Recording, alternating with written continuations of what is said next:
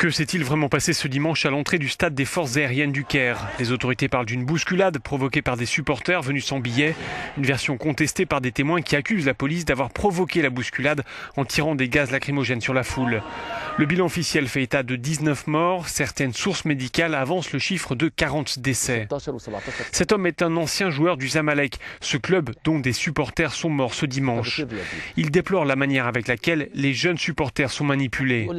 Ces gamins se disent prêts à mourir pour des clubs, explique-t-il. Mais c'est absurde, on ne meurt pas pour un club de foot. Et pourtant, certains de ces jeunes, entraînés par la pauvreté et l'appât du gain, sont prêts à devenir des ultras. Les groupes d'ultras en Égypte se sont souvent trouvés en première ligne ces dernières années dans des manifestations politiques, se heurtant régulièrement aux forces de l'ordre.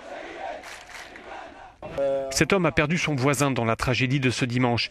Il étudiait pour devenir ingénieur, dit-il. Il est allé au stade et il est mort à cause des gaz lacrymogènes.